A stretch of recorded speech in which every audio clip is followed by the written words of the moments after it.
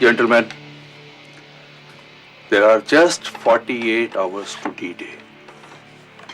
अगर आप लोगों को किसी भी किस्म का डाउट है तो आप अभी पूछ लीजिए नाउ।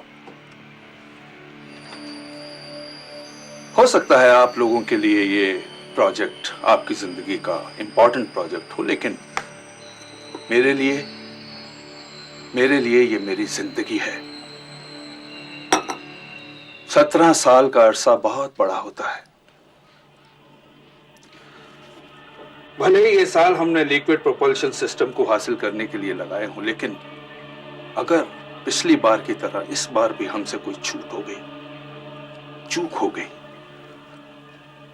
तो we all are professionally dead. और करोड़ों का जो नुकसान होगा वो अलग। No, nothing will go wrong. Hindustan space research centre HSRC केवल 2 दिन बाद ही एक रॉकेट लॉन्च करने वाला था। इस लॉन्च की सफलता का मतलब भारत का उन विकसित देशों के बराबर खड़ा होना था जिन्होंने अंतरिक्ष कार्यक्रम में महारत हासिल कर रखी थी। इस लॉन्चिंग में एक नई तकनीक लिक्विड प्रोपल्शन सिस्टम इस्तेमाल की जा रही थी, जिसके जन्मदाता थे नामी वैज्ञानिक आनंदन नंबूदरी। उनके साथ काम कर रहे एक दूसरे वैज्ञानिक का नाम था उन्नी। स्टेज 2 की ड्राइंग्स कहाँ है? सर वो यही थी, मैंने खुद वापस रखी थी। वापस रखी? मतलब तुमने उन्हें छुआ क्यों? I want them now. Go and get it. Yes sir. Hello, hotel palm beach, room number 214 से कनेक्ट कीजिए। जी रूबी से। सर, रूबी मैडम सुबह को होटल से चेकआउट हो गया। चेकआउट?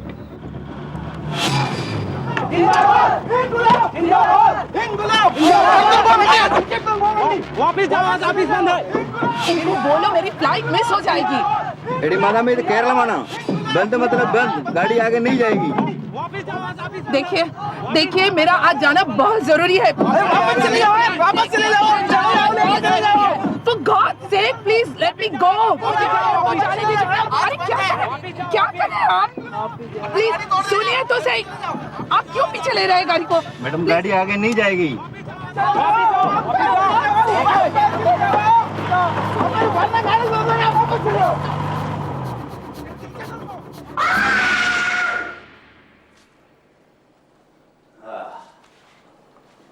जाओ बयान ले लो।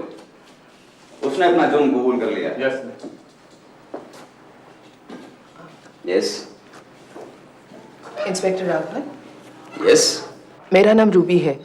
3 दिन बाद मेरा स्टे परमिट खत्म हो रहा है।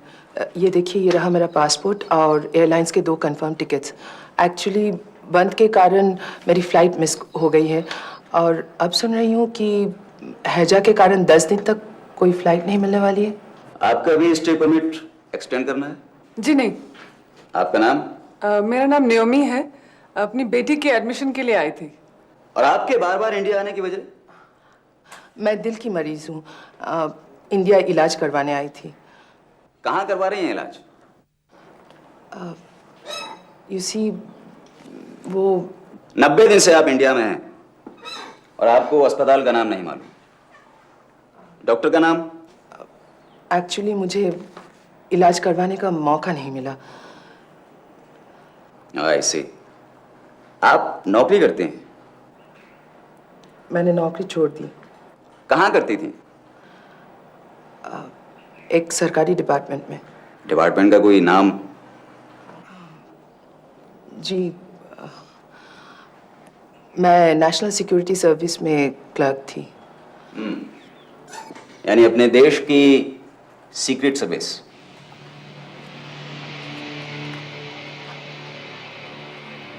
आप तलाकशुदा भी हैं? देखिए मिस रूबी, आप अपना पासपोर्ट और वीजा छोड़ जाइए। एक्सटेंशन कब तक मिल जाएगा? ये तो आपके कॉपरेशन पर है। आप कॉपरेट करेंगे तो जब चाहेंगे मिल जाएगा।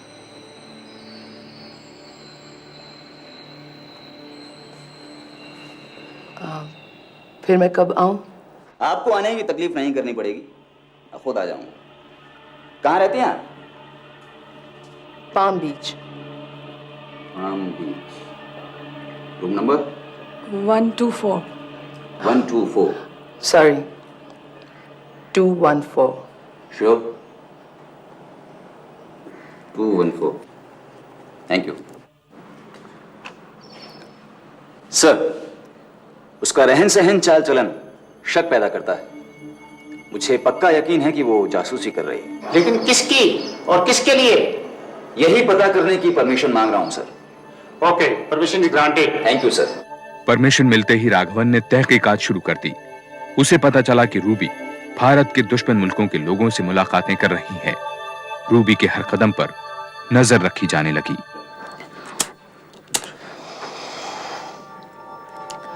उन्हीं वो बार बार फोन करता है, मिलने आता है। मुझे उसके इरादे ठीक नहीं लगते हैं। मैं इस कंट्री में फंस गई हूँ। तुम्हारे फंसने से मैं तो बहुत खुश हूँ। तुम्हारे करीब रहने का मौका तो मिलेगा। थैंक्स।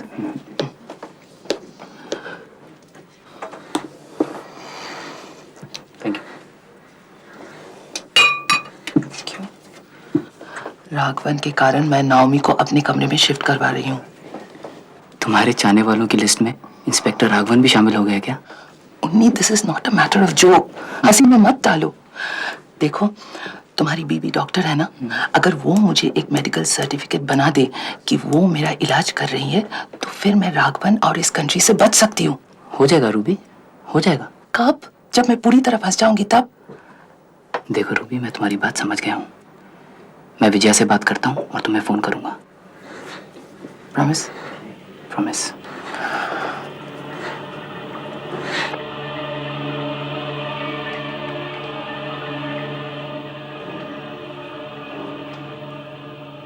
Hello hello. उन्नी, विजय ने मेडिकल सर्टिफिकेट बनाया। कल मेरा स्टे परमिट खत्म हो जाएगा। मेरा पासपोर्ट और वीजा अब तक राघवन के कब्जे में है। रूबी, ये घर नहीं स्पेस सेंटर है। थोड़ी देर में लॉन्च होने वाला है, समझो। तुम क्यों नहीं समझते कि वो क्या चाहता है? मैं यहाँ से हिल भी नहीं सकता। शाम को बात करेंगे। बाय। सुनो तो, उसने नाओमी को भी बुलाया था और मेरे बारे में 10 सवाल पूछे थे। हेलो हेलो उन्नी, हेलो।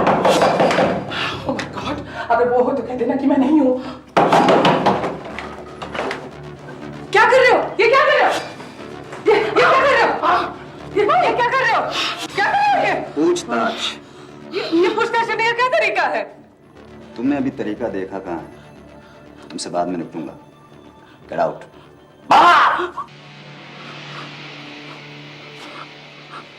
उन्हीं से लॉन्च के बारे में क्या बातें हैं? What the hell are you talking about? क्या बक रहे हो? उन कैंडल नाइट डिनर में क्या बातें होती थी? क्या बकवास है? भारत के स्पेस प्रोग्राम के बारे में उन्हीं से तुमने क्या पता किया और उसने क्या बताया? Listen, इंस्पेक्टर, मैं आपको कई बार बता चुकी हूँ कि मैं दिल की मरीज हूँ और मैंने उन्हीं से अपने इलाज के लिए हेल्प मांगी थी। उन्हीं डॉक्टर नहीं है, साइंटिस्ट है, और तुम उसके साथ किसी अस्पताल नहीं गई। तो क्या होटल के कमरे में वो तुम्हारा इलाज कर रहा था? लेकिन उसकी बीवी डॉक्टर है। कोई सबूत कि वो तुम्हारा इलाज कर रही है? कोई प्रेस्क्रिप्शन, कोई सर्टिफिकेट? उन्हीं के अलावा किस किस साइंटिस्ट को जानती हो?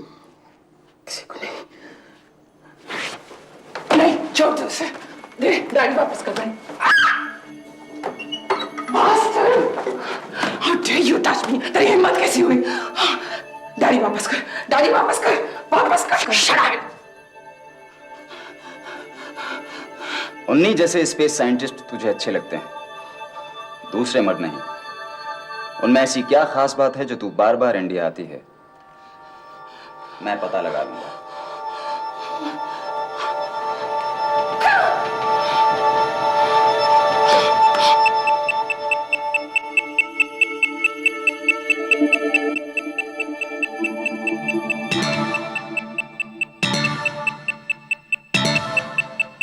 Ten, 9, 8, 7, 6, 5, 4, 3, 2, 1.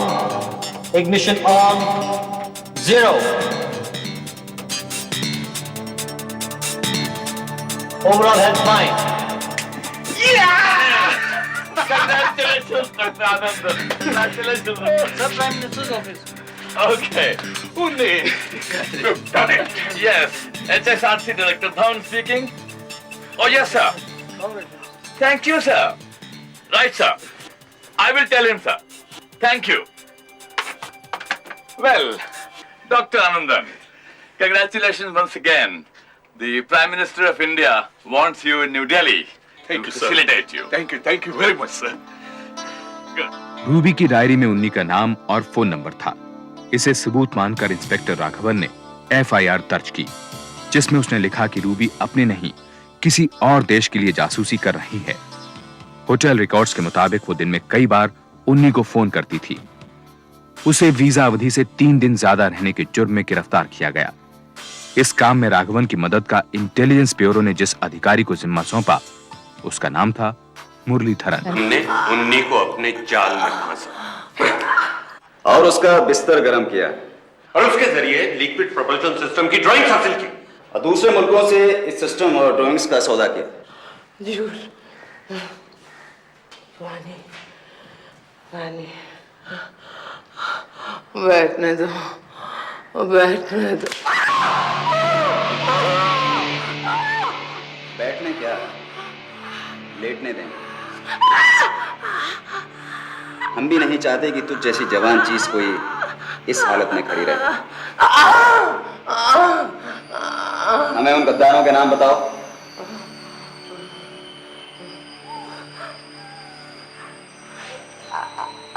इंडिया क्यों आती है? इतने डॉलर्स कहां से आए तेरे पास? बेवड़ची।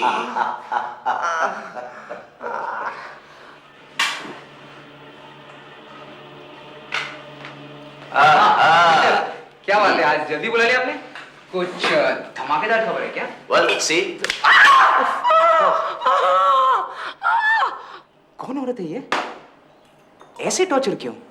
तो क्या जासूस को सांबर वड़ा खिलाऊं? जासूस? मतलब स्पाई? कुछ मसाला है क्या? यार स्पेस सीक्रेट्स हों और हमारे दुश्मन मुल्क उसमें शामिल हों। मेरे पास इस बात के सबूत हैं कि हमारे स्पेस सीक्रेट्स दूसरे मुल्कों तक पहुंचाए गए हैं, लेकिन ये खबर मैं अभी लीक नहीं होने दूंगा। क्या बोल रहे हो बॉस? कुछ सोचो। ऐसे हेडलाइन से तो धमाका होगा, धमाका। और फिर हम दोनों मिलके काम करें तो केरल पुलिस का भी नाम होगा। क्यों? जरूर होगा। अगली सुबह 5000 से भी कम सर्कुलेशन वाले लोकल अखबार ध्वनि की हेडलाइन थी, एक जासूस गिरफ्तार। खबर में HSRC के कुछ वैज्ञानिकों के इस साजिश में शामिल होने का भी आरोप लगाया गया। हालांकि किसी का नाम नहीं दिया गया था। उस दिन अखबार की सभी कॉपियां बिक गईं।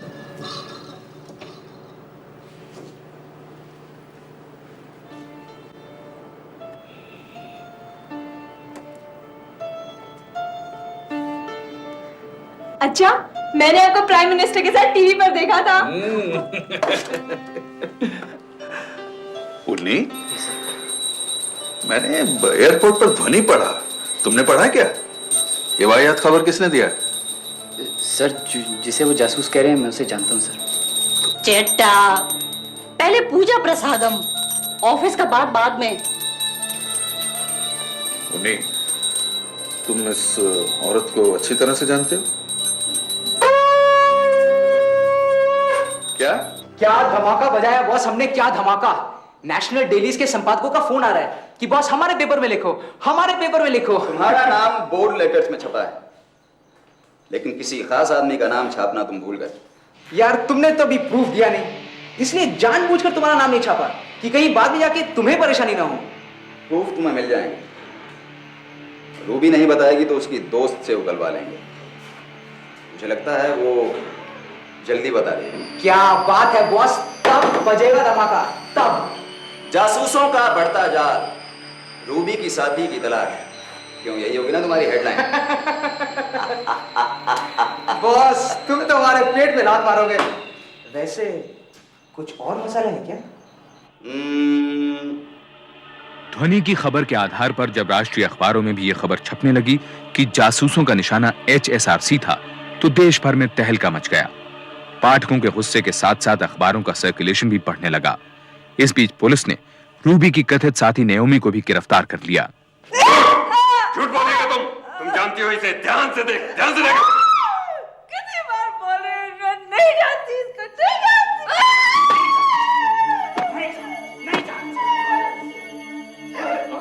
नहीं मगर तुम दोनों ने ही जल्दी ही सच नहीं बोला।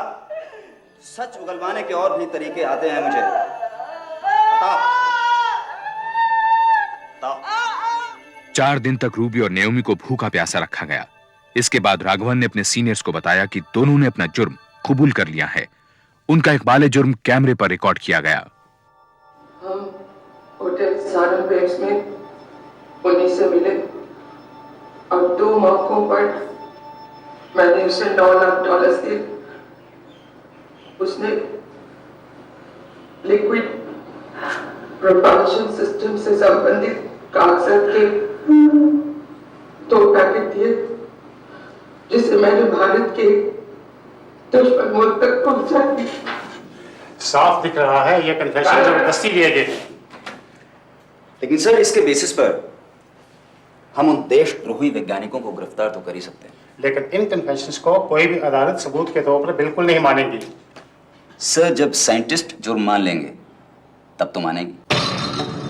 अगले दिन अखबारों में छपा कि रूबी और नेओमी ने उन्नी और HSRC के एक और वैज्ञानिक की मदद से जासूसी करने का आरोप कबूल कर लिया है। उन्नी का फोन नंबर रूबी की डायरी में मिलना इसका सबूत था।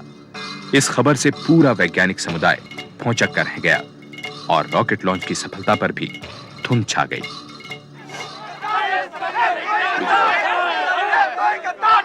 सॉरी, कितनी बार हम बहस कर चुके हैं। आखिर तुम्हें मिलता क्या है ऑफिस में? खुद ही देख लो। भगवान के लिए सॉरी मत बोलो। You just please don't touch me. Vijay, अगर इस वक्त तुमने मेरा साथ नहीं दिया तो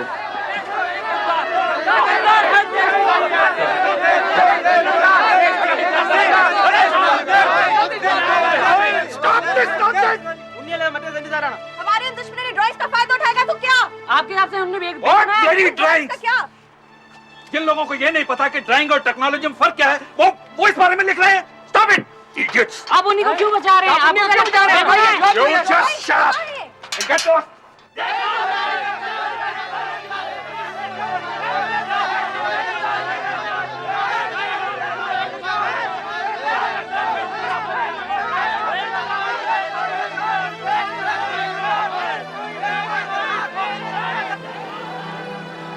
विजया, इन गवारों की बातों पर ध्यान मत दो।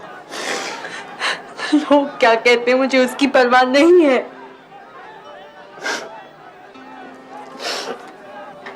Well, I have some bad news for you. उन्हीं का अहमदाबाद में ट्रांसफर हो गया है। सर, तो डायरेक्टर साहब भी यही समझते हैं कि मैंने उन्हीं, बेहतर यही है कि तुम इस चक्कर से दूर रहो। उन्नी के अहमदाबाद पहुंचने के दूसरे ही दिन ऑफिशियल सीक्रेट्स एक्ट के तहत राघवन उसे गिरफ्तार करके वापस त्रिवेंद्रम ले आया। मारो, मारो, तुम और कर भी क्या सकते हो? हम और भी बहुत कुछ कर सकते हैं उन्नी। अगर तुमने हमें ये नहीं बताया कि आनंदन इसमें किस तरह से इन्वॉल्व था। आनंदन उन 2 औरतों को जानते तक भी नहीं, उनको तुम इसमें क्यों घसीट रहे हो? तुम जैसे 2 कौड़ी के आदमी के पास इतनी महत्वपूर्ण इंफॉर्मेशन हो ही नहीं सकती कि कोई अपना पैसा लगाए। गिरफ्तारी के बाद उन्नी को HSRC से सस्पेंड कर दिया गया। सबूतों के लिए जब उसके घर की तलाशी ली जा रही थी, तब उसके घर के बाहर गुस्से से भरी भीड़ पड़ रही थी, जिनकी नजर में वो एक देशद्रोही था।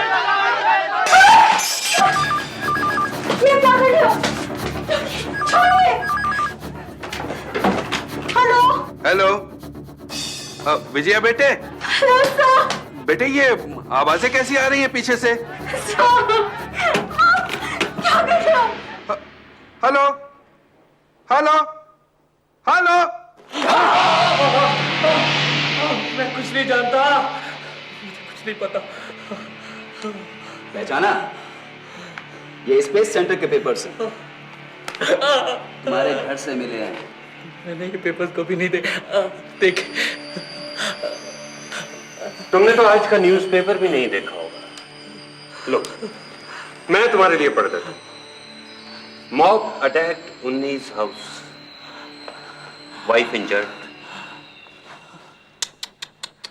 बेचारी, इसकी गलतियों की सजा इसकी बीवी भुगत रही है। क्या तुम्हारे और रूबी के बारे में तुम्हारी बीवी को पता है? पूछो, क्या जानना चाहते हो? हाँ, आनंदन भी इस साजिश में शामिल है। हाँ, जब हमने उन्हीं से पैसे के बदले में कागज लिए, आनंदन भी वहां मौजूद था। उन्नी की गिरफ्तारी के एक हफ्ते बाद केरला पुलिस और इंटेलिजेंस ब्यूरो ने आनंदन को भी गिरफ्तार कर लिया।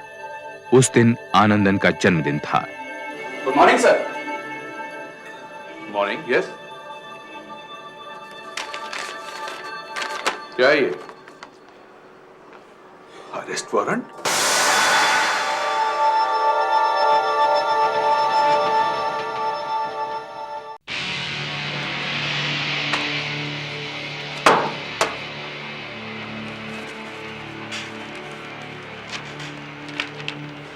Renowned scientist sells secrets. क्या बकवास है ये? मैंने कब कन्फेस किया? तो अब कर दो कि तुमने डॉक्यूमेंट्स बेचे। देशद्रोही के रूप में तो तुम बदनाम हो ही चुके हो। अब दुनिया से क्या डरना? गधे हो तुम, स्टूपिड। तुम समझते हो ड्राइंग से, स्केचेस से रॉकेट बनाया जा सकता है, लॉन्च किया जा सकता है? तो हम गधों को यह भी ज्ञान दे दो कि और किस किस चीज की जरूरत होती है। तुम नहीं समझोगे। जब फ्रांस से हमें ये टेक्नोलॉजी मिली थी, तब भी हमें अपना इंजन बनाने के लिए 7 साल लगे थे। 7 साल। और अगर तुमने ये साबित कर भी दिया कि ड्राइंग्स बेची गई है, तो भी कुछ नहीं होगा। तो इसका मतलब ये कि तुम मानते हो कि वो बेची गई? नहीं। आनंदन ने ये कबूल लिया है कि उसने डॉक्यूमेंट्स बेचे। तुम भी कबूल लो। देखो, हमें साफ साफ सच सच बता दो। हमें धोखा देने की कोशिश मत करना, समझे? किसी को धोखा नहीं दिया, ना अपने देश को, ना अपनी।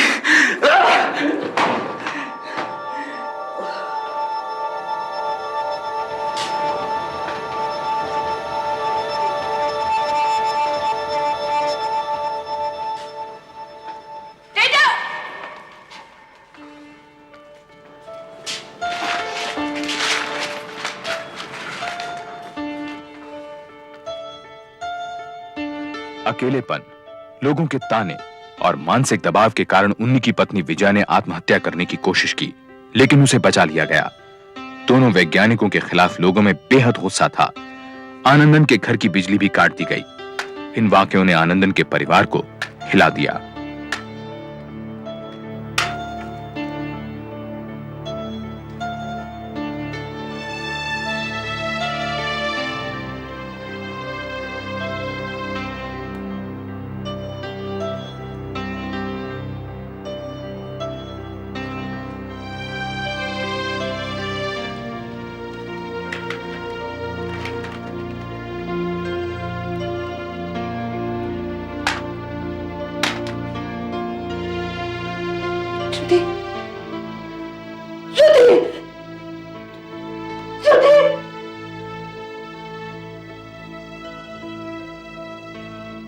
क्या हो गया तुझे? तू बोलती क्यों नहीं?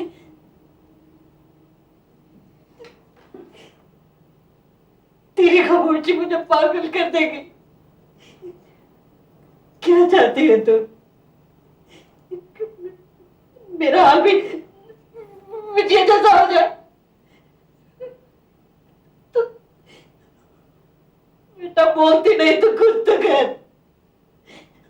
हफ्ते भर से घर में बिजली नहीं है और तू क्या करूं अम्मा? इलेक्ट्रिसिटी ऑफिस जाती हूँ तो बोलो रक्षा के बारे में।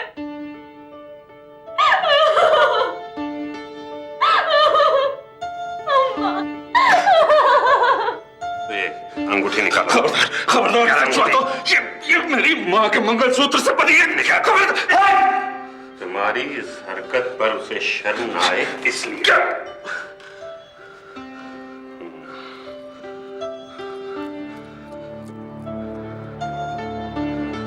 ठीक है, जब तक तुम ये चीजें मुझे वापस नहीं करोगे, मैं पानी तक नहीं पीऊंगा। मैं तुम लोगों का जीना हराम कर दूंगा। आनंदन ने घुटने टेकने से इनकार कर दिया, जिससे इंटेलिजेंस ब्यूरो झुंझला गया। उसे आनंदन से इस षड्यंत्र में कुछ बड़े लोगों के नाम मिलने की उम्मीद थी। दूसरी तरफ केरला पुलिस को लगने लगा कि इस केस ने ज्यादा तूल पकड़ लिया है।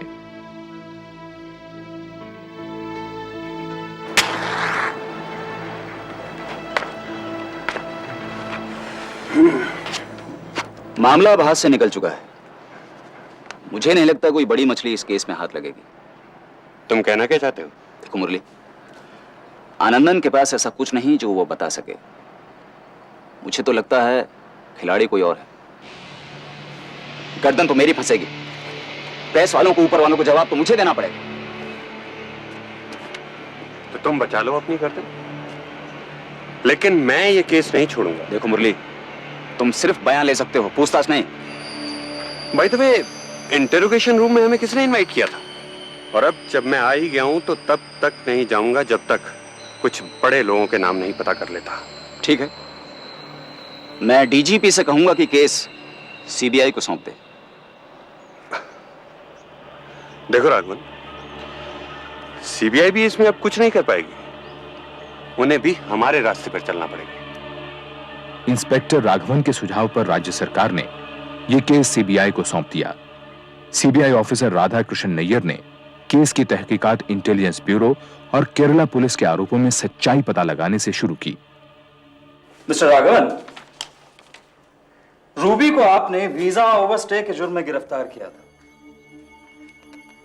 फिर वो जासूस कब बन गई? उसकी डायरी मेरे हाथ लगी, जिसमें उसका दूसरे मुल्क के लोगों से मिलने का जिक्र था, जिन्हें वो 19 से मिले डॉक्यूमेंट्स देती हो। डायरी तो मैंने भी पढ़ी है मिस्टर राघवन। उसमें तो रॉकेट स्केचेस खरीदने का कोई जिक्र नहीं। हमने उन्हीं के घर से कुछ कॉन्फिडेंशियल डॉक्यूमेंट्स जब्त किए और हमारे पास सबूत है कि उन्नी और आनंदन के साथ रूबी और नोमी HSRC गए थे।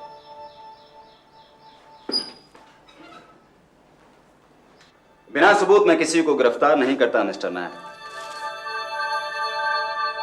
उसने मुझे इसलिए गिरफ्तार किया क्योंकि दैट बास्टर्ड राघवन मेरे साथ सोना चाहता था।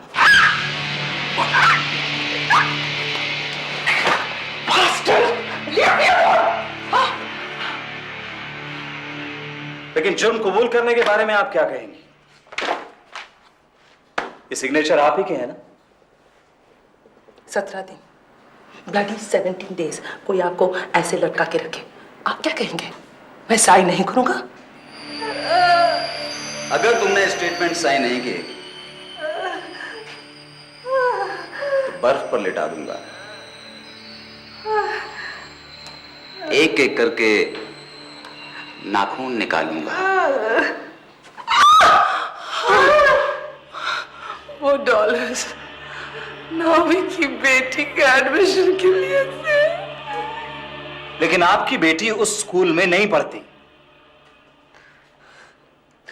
माँ को भारत का दुश्मन समझकर मेरी बेटी को उन्होंने स्कूल से निकाल दिया। आपको कैसे मिलती वहां पर?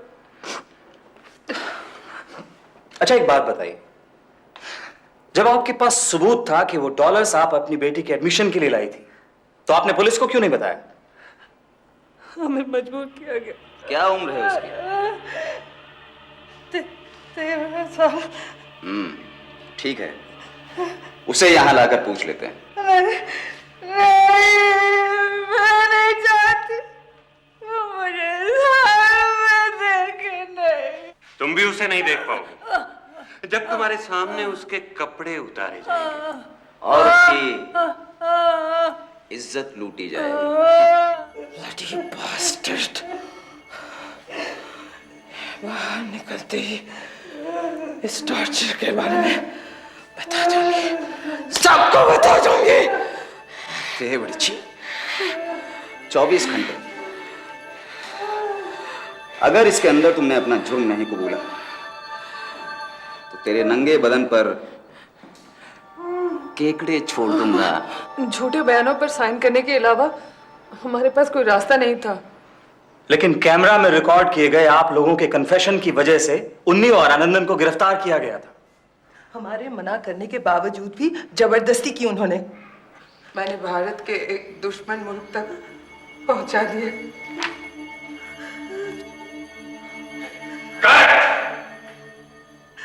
क्यों झूठ बुलवा रहे हो हमसे? तुम ये कभी साबित नहीं कर पाओगे। ये हमारा सिरदर्द है। सबूत बनाए जा सकते हैं और गवाह खरीदे जा सकते हैं। अगर आप लोग निर्दोष हैं तो आपके देश ने आपकी मदद क्यों नहीं की? हमारा देश बहुत गरीब है, वहां कोई भी भारत को नाराज करने की हिम्मत नहीं करेगा। इसके बाद Nayyar hotel sun and waves गया, जहां कथित रूप से रूबी ने उन्नी को डॉक्यूमेंट्स के बदले पैसा देने के लिए एक कमरा बुक कराया था। उसे पता लगा कि उस दिन वो कमरा किसी और ने किराए पर ले रखा था। नैयर ने फिर HSRC के डायरेक्टर राकेश धवन से स्पेस सेंटर के डॉक्यूमेंट्स ऑडिट करने को कहा। मेरी समझ में ये बात नहीं आ रही है कि इतनी जरा सी बात को लेकर इतना हल्ला गुल्ला क्यों है।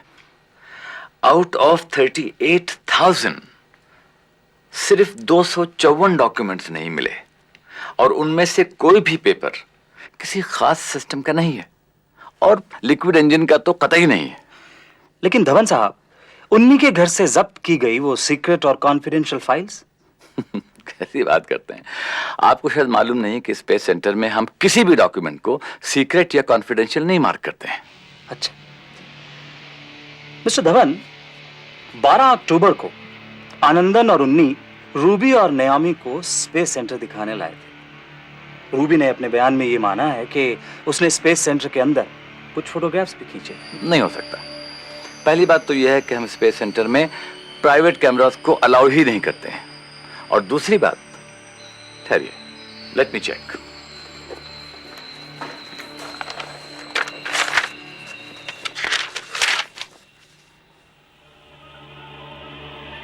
नोप। दूसरी बात यह कि 12 अक्टूबर को स्पेस सेंटर में कोई लेडी आई ही नहीं। That's really very interesting. 3 हफ्तों की जांच पड़ताल के बाद नैयर ने चारों अभियुक्तों को पुलिस हिरासत से कानूनी हिरासत में ले लिया। इन चारों ने केरला हाई कोर्ट में बेल की अपील की। चूंकि सीबीआई ने उनकी अपील पर कोई एतराज नहीं किया था, इसलिए उन्हें बेल मिल गई। पर क्योंकि रूबी और नयोमी दोनों ही जमानत के 60,000 और श्योरिटी के 3 लाख रुपए नहीं जुटा पाई, इसलिए उन्हें हिरासत में ही रहना पड़ा, जबकि आनंदन और उन्नी अपने घर लौट आए।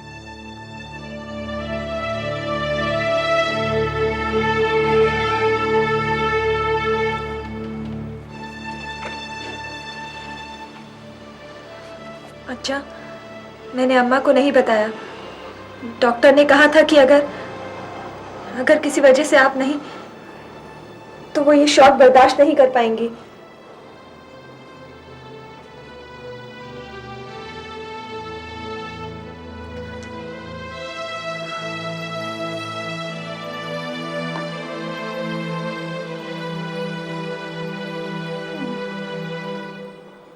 लक्ष्मी,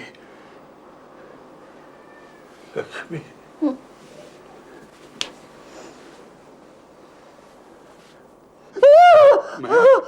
मैं हूँ लक्ष्मी। मैं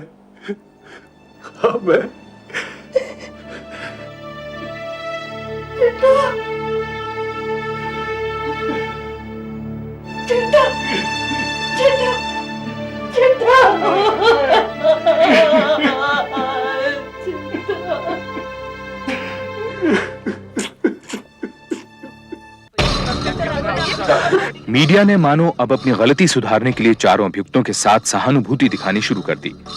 उन्हें विक्टिम्स की तरह प्रोजेक्ट किया जाने लगा हर अखबार और मैगजीन में रूबी और नयोमी पर पुलिस टॉर्चर के आर्टिकल छपने लगे। इसी सब के बीच 1.5 साल की जांच के बाद नैयर ने सीबीआई की विशेष अदालत में क्लोजर रिपोर्ट पेश की और इन चारों अभियुक्तों के लिए एक वकील नियुक्त किया। योर लॉर्डशिप, HSRC की डॉक्यूमेंट ऑडिट रिपोर्ट में यह साफ लिखा है कि कोई भी महत्वपूर्ण डॉक्यूमेंट गायब नहीं हुआ है, लिहाजा ऑफिशियल सीक्रेट एक्ट के तहत कोई मामला नहीं बनता है। डॉक्यूमेंट्स गायब नहीं हुए इसका मतलब यह नहीं कि जासूसी नहीं हुई है। योर लॉर्डशिप, फोटोकॉपी और फैक्स का जमाना है। डॉक्यूमेंट्स निकालकर उन्हें फोटोकॉपी कर वापस रखे भी जा सकते हैं। अगर ऐसा होता योर लॉर्डशिप तो दोनों वैज्ञानिकों को बहुत पैसे मिले होते। हमने आनंदन और उन्नी के बैंक अकाउंट्स की अच्छी तरह से जांच की है, but we found no unsourced income. ऐसी रकम रखने के और भी तरीके होते हैं। जाहिर है योर लॉर्डशिप, हमने जमीन, जेवर, जायदाद हर चीज की जांच की है, मगर हमें वहां पर उनकी इनकम से ज्यादा कुछ भी नहीं मिला। सबसे बड़ी बात तो यह है कि आनंदन का परिवार 60,000 रुपए उसकी जमानत के लिए भी नहीं जुटा पाया था। और वो $9 लाख कहां गए जो रिपोर्ट के हिसाब से नयोमी और रूबी के पास थे? ये एक और कहानी है योर लॉर्डशिप। रूबी और नयोमी तो इतने सस्ते दामों के होटल में रहती थी जहां का एक दिन का किराया 100 रुपए से भी कम था। और तो और रूबी ने अपनी सोने की चेन 4,000 रुपए में बेचनी पड़ी क्योंकि उसको वहां कुछ दिन और रुकना पड़ा था। रूबी और नयोमी ने अपनी गिरफ्तारी के बाद पहली बार आनंदन को देखा था। इस नाटक के शुरू होने के 16 महीने बाद विशेष अदालत ने चारों अभियुक्तों के खिलाफ जासूसी के आरोप खारिज कर दिए, लेकिन इससे नाखुश केरला सरकार ने इस मामले की और जांच करने का फैसला किया। दूसरी तरफ सीबीआई और चारों अभियुक्तों ने केरला सरकार के इस कदम के खिलाफ सुप्रीम कोर्ट में स्पेशल लीव पिटीशन दाखिल की। इसी दौरान इंस्पेक्टर राघवन ने रूबी और नयोमी पर उसके खिलाफ दिए गए पुलिस टॉर्चर के बयानों के लिए मानहानि के 3 मुकदमे दायर कर दिए। इस वजह से उन्हें बेकसूर साबित होने के बावजूद 2 साल से भी ज्यादा जेल में और रहना पड़ा, जिसके कारण रूबी अपना मानसिक संतुलन खो बैठी। आपको कोई पछतावा वो कहीं कुछ और न कर दे, इसका डर नहीं लगता? डर? रघु से? मैं उसे राघवन नहीं, रघु बोलती हूँ, प्यार से। वो भी मुझे बहुत प्यार करता है, तभी तो एक के बाद एक केस कर रहा है ताकि इस बहाने वो मुझे देख सके। सच बोलती हूँ मैं, मिस करूंगी। मुझे पता नहीं कि मैं अपने देश में इसके बिना कैसे रहूंगी। चिट्ठी लिखूंगी, लव लेटर्स,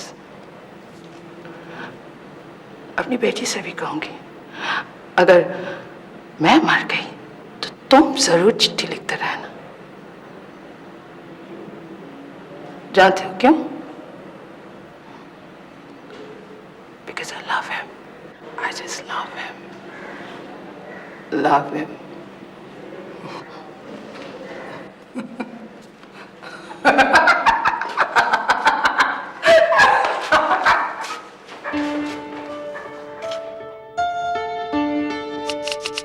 राघवन के खिलाफ बयान वापस लेकर नयोमी ने अपनी आजादी खरीदी, लेकिन रिहा होने के अगले ही पल उसे राष्ट्रीय सुरक्षा अधिनियम यानी NSA के तहत फिर गिरफ्तार कर लिया गया।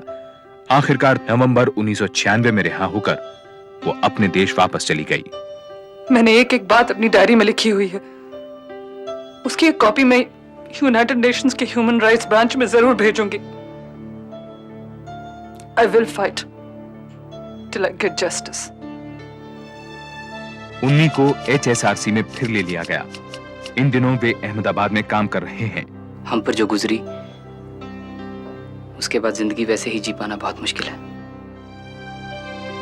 आनंदन स्पेस सेंटर में काम कर रहे हैं, लेकिन किसी और शहर में। वो आनंदन जिसने अपनी सारी जिंदगी देश और फर्ज की खातिर गंवा दी, मर गया। मेरी कोई इज्जत नहीं है। वो धब्बा अभी तक साफ नहीं हुआ, यहां तक कि मेरा घर भी जेल बन गया है। फर्क सिर्फ इतना है कि कैदी में भागने की हिम्मत नहीं है। रूबी को राघवन के मानहानि मुकदमे की श्योरिटी रकम न जुटा पाने के कारण 3 महीने और भारत में रहना पड़ा, वो फरवरी 1997 में ही अपने देश वापस जा सकी। कुछ खबरों के हिसाब से एक रूबी फंड बना जिसमें काफी पैसा इकट्ठा हुआ। शायद इस पैसे से रूबी अपनी बिखरी जिंदगी समेट सकेगी। ये देखिए, ये सूजन देखिए, ये मुझे राघवन ने दी थी झूठे कन्फेशन के लिए, लेकिन मैं इसका इलाज नहीं करवाऊंगी। दर्द होता है लेकिन इलाज नहीं करवाऊंगी, क्योंकि ये मुझे याद दिलाता रहेगा कि मेरी वजह से उन्नी और आनंदन की जिंदगी बर्बाद हुई है। केरला पुलिस में इंस्पेक्टर राघवन को लगातार तरक्कियां मिलती रहती हैं। सुप्रीम कोर्ट ने राज्य सरकार को इस बात के लिए फटकारा कि बेगुनाह होने के बावजूद वो चारों अभियुक्तों को कसूरवार ठहराने पर उतारू रही। इन चारों को 1 लाख रुपए की रकम बतौर मुआवजा दी गई, उस षड्यंत्र के लिए जो कभी रचा ही नहीं गया। डरने का नहीं है, ये अपुन का इलाका है, ऑटो नारायण का इलाका। क्या यहाँ पुलिस का लफड़ा नहीं होगा तेरे को? यहाँ मिनिस्टर एक्टर सब आता है। अपना होटल, एक लड़की, 1 घंटा, सिर्फ 200 रुपया। क्या भिजा हो जाएगा क्या? 500 रुपया, वही डील। भी लड़की तो देखना, हाँ बोलेगा तो चढ़ जाने का है, नहीं बोलेगा तो हवा मारने का है, मालूम?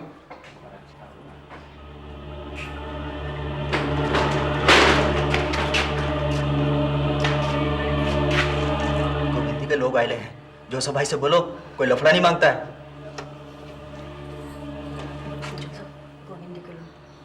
क्या बात है गुरु, आज ऑटो की नगरी बहुत ठंडी पड़े लिया है, नहीं क्या? वैसे कौन साला अपने काम की खबर लगने देता है? दवा के पैसे बना रहा है, दवा के। तो लपेट देते आज इसे, बहुत दिन से रोका है अपने को बॉस। जिस दिन अपना भेजा फिरेला ना, अपन इस ऑटो का फोटो लटका देगा। क्या ए भोपू आँख फाड़ के क्या देखता है? देखता नहीं गोविंदी से। चचा लोग आए, नया माल दिखा, वो भी डिस्काउंट पे। माल 33 का सलाम, क्या समझा? एक बात सुन, सर भाई क्या कहता है? तू बोल। ऑटो का तो छोकरी है ना? हाँ बोल। गोविंदी का लोन के लिए नहीं है। ये बासी माल, ये बोला तू, छूने का नहीं है, छूने का नहीं है।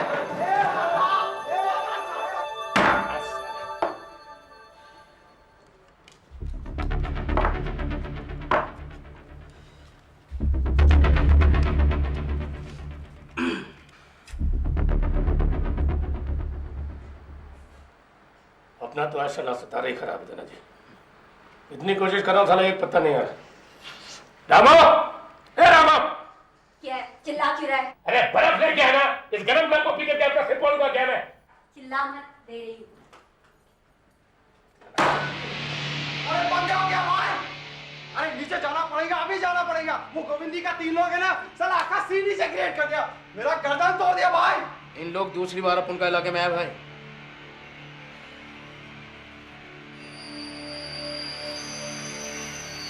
ठीक है देना जी, ये तीसरी बार नहीं आएगा।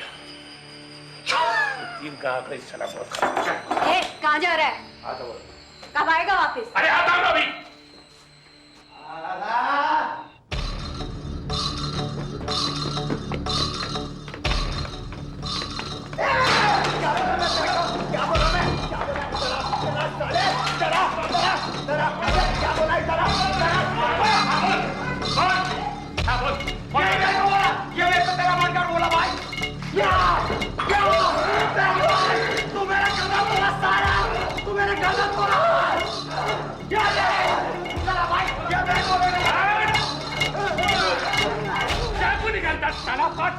मार मेरे को चकू, चाकू मार साला मेरे को। मैं तुम साला खवंडी वालों को बोला ना कि ऑटो नारायण के एरिया में मेरे खिसने का। भाई अपन कुछ नहीं किया भाई, करेगा तू कुछ? अरे मैं तेरा बाप हूँ।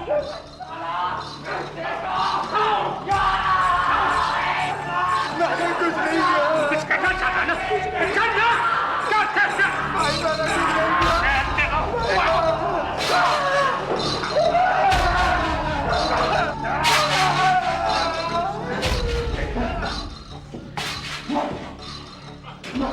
साला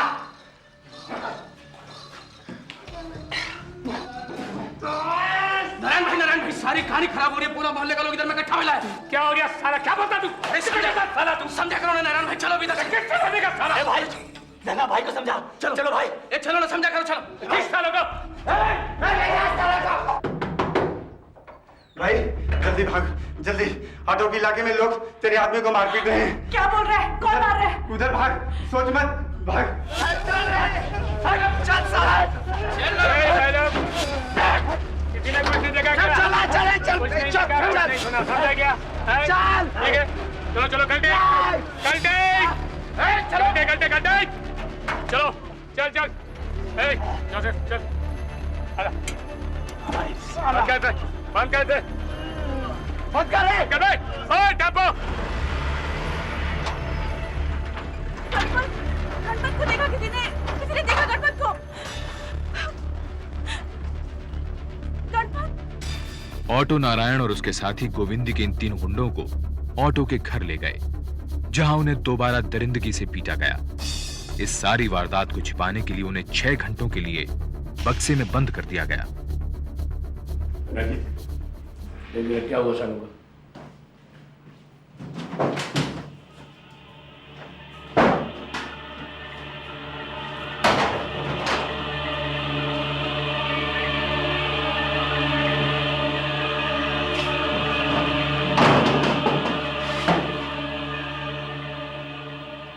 भाई ये 2 लोग तो गए जान से, पर अभी साला ये जिंदा है।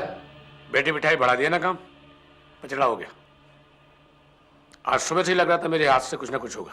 अभी क्या करने का भाई? ये भी बताना पड़ेगा क्या? अरे फाड़ फूड़ के अलग करना साले को। साला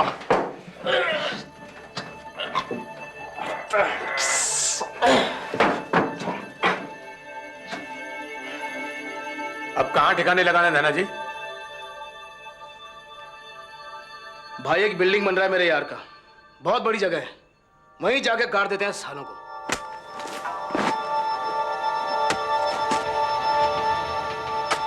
नारायण भाई, अभी तुमको मालूम नहीं अपन ने कितना बड़ा मुसीबत अपने सर पे मोल ले लिया। दादाजी ठीक बोल रहा है भाई, बात मर्डर का नहीं है, बात यह है कि अपन सब कुछ इतने खुले में किया है। अरे तो मैंने कौन सा सालों को जानबूझ के मारा है? अब हाथ तेजी से चल गया फिर? मारे तो साले ट्रंक की वजह से है ना, और वो आइडिया इसका था, इस साले बेवकूफ जोसेफ का। देख अब हंस रहा है। आराम से यार। अभी तुम समझो नारायण भाई के इलाके के लोगों का क्या इंतजाम करना है। अगर वो चुप है तो समझो हम पर कोई उंगली नहीं उठाने को सकता है। धनाजी धीरे बोल, बस्ती के लोगों में आज भी मेरी आंखों का डर है। और फिर अगर कोई बोला तो क्या होगा फिर? क्या? यहाँ दोबारा आना पड़ेगा ना? खुद ही मर गए साले।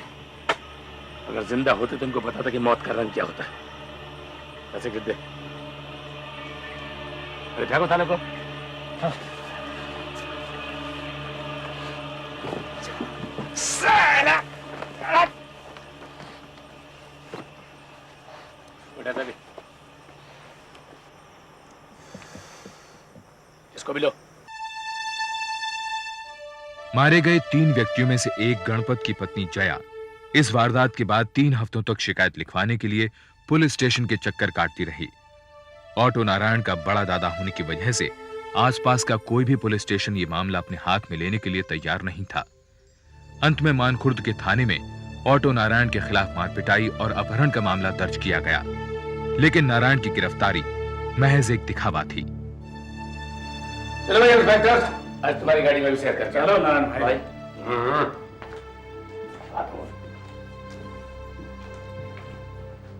साला ऑटो नारायण के वकील भेंडे ने उसे बगैर किसी दिक्कत के जमानत पर छुड़वा लिया, पर अब तक ये वारदात लोकल क्राइम रिपोर्टर्स की नजर में आ चुकी थी।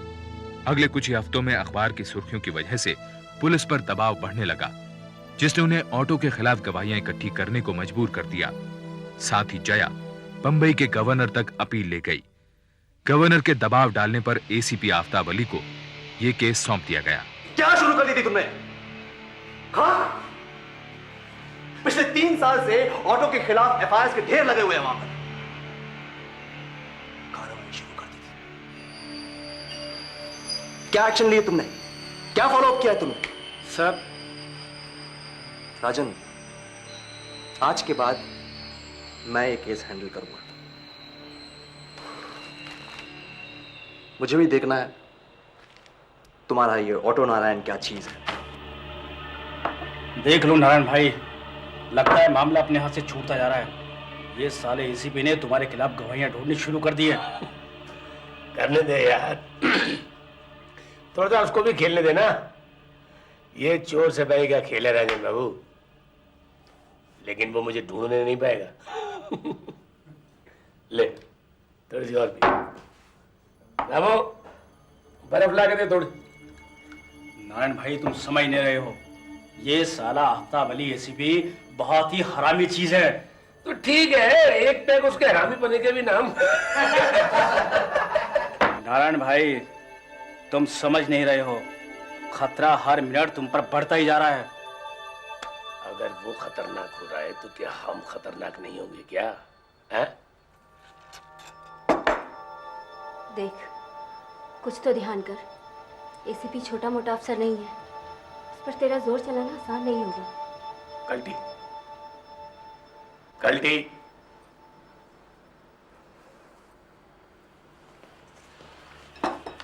भाई मैं पहले भी बोला था, अभी भी बोलता हूँ, अगर इलाके से गवाई गई तो। अरे किसकी मौत आई है जो कि मेरे मुंह पर थूक करके जाएगा? साला बस्ती के एक कोने से दूसरे कोने तक आग लगा दूंगा मैं। धंधा किया है मैंने, धंधा। कोई घास नहीं होगा ये जो कोई भी आएगा और उसको छेड़ करके चला जाएगा। चल वहां जाके बैठ, देखते दे मेरे को। केस हाथ में लेने के कुछ ही दिन बाद आफ्ताब अली की नजरें थाना जी पर गड़ गईं। उनकी निगाह में थाना जी ही ऑटो के गैंग का एक ऐसा आदमी था जो उसके बारे में कुछ बता सकता था। बाकी सब लोग किसी न किसी तरह से ऑटो नारायण के रिश्ते में थे। थाना जी इस रिश्तेदारी में नहीं आता था। जल्दी ही उसे रिमांड में ले लिया गया। मुझे कुछ नहीं पता, मुझे कुछ नहीं मालूम, नहीं मालूम। सब मालूम है तेरे को, तेरे को सब मालूम है। तो कराम, लगता है पुलिस के सामने शर्मा रहा है साला। चटका इसको। छोड़ दो मुझे, छोड़ दो मुझे, छोड़ दो। मुझे कुछ नहीं मालूम।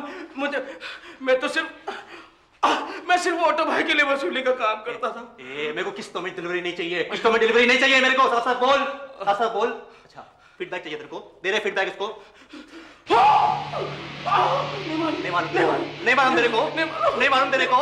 बहुत हो गया तेरे सामने पीठ बजाते हुए साले। बोल, नहीं मालूम तेरे को? हाँ नहीं मालूम तेरे को? हाँ जल्दी बोल वरना खोपड़ी उड़ा दूंगा मैं। बोल जल्दी बोल। बताता हूँ। हाँ बोल सब बताता हूँ। हाँ बोल। हमने गोवंडी से आए थे, उन लोगों को मारा था। एक दिन वो 3 लोग, गणपत और उसके साथी। आफ्ताब अली के लिए थाना जी का यह बयान ऑटो को हिरासत में लेने के लिए काफी था। देख, तू ये ठीक नहीं कर रहा। बहुत होगी तेरी दादागिरी, कर ली तूने बादशाही। क्यों, जमीन पर कैसा लग रहा है? दे रहे इसको, दे इसको। देख, मैं फिर कह रहा हूं ये ठीक नहीं कर रहा तू। अबे साले, तेरे ठीक और गलत का डेफिनेशन मैं बदलता हूं। आज साले की खाल में मसाला भरी दो, मार साले को। देख ऐसी भी, मैं कह रहा हूं मुझे हाथ मत लगाना। हाथ मत लगाना साले, हाथ मत लगाना। ले 2 हाथ लगा लिया, क्या कर लेगा तू? हाँ क्या कर लेगा तू? तू क्या समझता है? हाँ तेरी बहुत पहुंच है, हाँ कोई तुझे हाथ नहीं लगा सकता। ले हाथ लगा लिया, क्या कर लेगा तू? सुन, तेरा वो दल्ला है ना, हाँ दादाजी, उसके साथ 40 और को खड़े कर दिए मैंने तेरी हजामत बनाने। साले इतनी मार खिलाऊंगा, इतना मार खिलाऊंगा, एक घुंगले बाल है ना तेरे, उसके साथ तेरी नीयत भी सीधी हो जाएगी, समझे? बोल, क्या बोलना है, क्या बोलना है तेरे को? हाँ देख ऐसी भी, तुझे शायद पता नहीं है कि तू क्या कर रहा है। यही तो पता करना है कि मैं क्या कर रहा हूँ साले, यही तो पता करना है साले। मुंह तो तेरा बाप भी खोलेगा। बोल, गोवंडी के उस 3 लड़कों का खून किया कि नहीं तूने? किया कि नहीं तूने? किया कि नहीं तूने? किया कि नहीं खून? किया कि नहीं साले? साला हरामजादा! तू कह रहा नहीं? मैंने 3 का नहीं 6 का खून किया। 6 का खून किया मैं। गाड़ दिया मैंने जमीन पे। बड़े प्यार से मारा था मैंने उनको। ये सीपी हैं? हीरो बनता है ना इस बंद कमरे में, साला इस कमरे से बाहर निकल के दिखाना मेरे को, फिर दिखाता हूं मैं कि नारायण का तांडव क्या होता है। शाबाश ऑटो। ए, पेपर पेन लेके आ, इस साले की स्टेटमेंट उतारता हूं। देखा? नारायण से पूछताछ के बाद शिवा, जोसेफ और दूसरे गैंग मेंबर्स को भी गिरफ्तार कर लिया गया। थाने में जुर्म कबूलने के बाद ऑटो नारायण और थानाजी आफ्ताब अली को लेकर उस जगह गए जहां लाशें दफनाई गई थीं। वहां पूरी तरह से क्षत विक्षत 6 लाशें पाई गईं। ऑटो के घर से एक डायरी, फोटो एल्बम और कुछ वीडियो टेप्स सबूत के तौर पर बरामद किए गए। अब ऑटो नारायण देश भर के अखबारों की सुर्खियों में था। क्या नारायण भाई आपने तो सबको पीछे छोड़ दिया। गुस्से में आकर ना जाने क्या क्या बता दिया आपने। वो 6 लोगों के कत्ल का इकबालिया बयान ऊपर से रौब में आकर साइन कर दिया आपने। अब आप ही बताएं, वो एसीपी खुशी में झूमता हुआ गर्दन क्यों नहीं कटवा के चलेगा? अरे तो ठीक है यार, कह दूंगा कि मुझसे पुलिस ने जबरदस्ती दस्तखत कराई, बस। बिल्कुल यही कहना। झूठ है ये, बकवास है ये, मुझ पर झूठे इल्जाम लगाए गए हैं। और ये लो, ये पेपर लो और ये लो पेन, जो कुछ बोलता जाऊं लिखते जाओ। एक बार मुझे यहां से बाहर निकालने पड़े, फिर देखना मैं इन सबको के साथ तांडव कराता हूं। अच्छा ठीक है, लिखो। ऑटो नारायण केस में हाथ डालने के बाद आफ्ताब अली ने ऑटो के खिलाफ अपना पक्ष मजबूत करने के लिए उसकी गैर कानूनी हरकतों की तहकीकात शुरू की। ऑटो समाज में अपनी हैसियत बढ़ाने के लिए शहर की प्रमुख हस्तियों के साथ अपने संपर्कों का इस्तेमाल करता था। ऑटो नारायण की डायरी उसके शराब और वेश्यावृत्ति के नाजायज धंधों का कच्चा चिट्ठा थी। उस डायरी में तारीखों से लेकर व्यापारिक आंकड़ों और उसके सभी संपर्कों का ब्यौरा भी था। आफ्ताब अली ने वेश्याओं, दलालों, मोहल्ले के लोगों, दुकानदारों वगैरह से बात करके ऑटो नारायण की क्रूर तस्वीर में रंग भरने शुरू कर दिए। क्यों बे ऑटो, हो गया पंचर? साला, तुझे क्या लगा बे? अपने नीचे 20 औरतों को रख के, दल्लों और गुंडों की फौज खड़ी करके तू भगवान हो गया? तुझे लगता है तेरी रखेलें जान छिड़कती है तुझ पे? सिर्फ एक झटका ऑटो, सिर्फ एक झटका, तेरा वो धन्ना जी है ना, सरकारी हो गया। अब तू सिर्फ देखते जा, कौन कौन थूकते हैं तेरे मुंह पे खड़े होके। बोल ले सीबी, बोल ले। तेरे दिन है भाई, बोल ले, बोल। फिल्म स्टार से बहुत पहचान है ना तेरी? नहीं, तेरी वो डायरी पढ़ी है मैंने, बड़ा इंटरेस्टिंग है। तेरी लाइफ भी बिल्कुल फिल्मी है नहीं? जूम लगा के हैया। पैदा भी तो इसी तरह से हुआ था ना? सुना है तेरे जैसा ही कोई हरामी तेरे माँ को टिका गया था जब वो 15 की थी।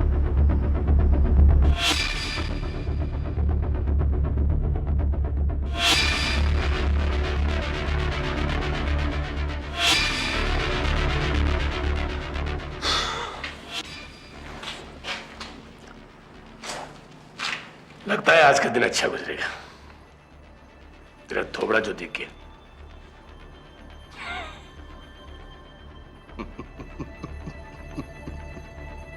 हरामी मैं भी हूं ऑटो। तेरी जगह होता तो शायद अपनी बात दबाने के लिए इसी तरह से हंसता।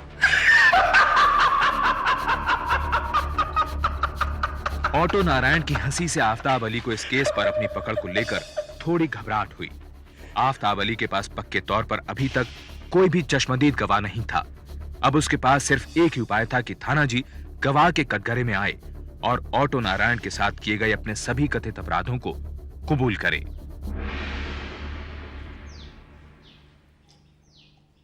अब बोल, बोल, कुछ नहीं पता साहब। तेरे को सब मालूम है, बोल। साहब, अगर मैं ऑटो के बारे में कुछ भी बोला तो मेरे को जान से मार देगा साहब। अगर तूने गवाही नहीं दी तो मैं तेरे को मार डालेगा। बोल देगा इनकाउंटर में मारा गया था। बोल, बोलना करना है साहब। साहब, तुम तो तुम्हारा काम करके निकल जाएगा, मेरे को छोड़ देगा तो? ये देख खाना, बात बिल्कुल साफ है। अगर तूने ऑटो का साथ दिया वो तो मरा ही मरा, साथ में तेरे को भी फांसी हो जाएगी। बोल क्या बोलता है? अगर तूने गवाही दी तो सिर्फ ऑटो को फांसी होगी, तेरे को मैं कानूनी तौर तरीके से बचा लूंगा। बोल क्या बोलता है? बोलना है नहीं बोलना है? क्या बोलना है?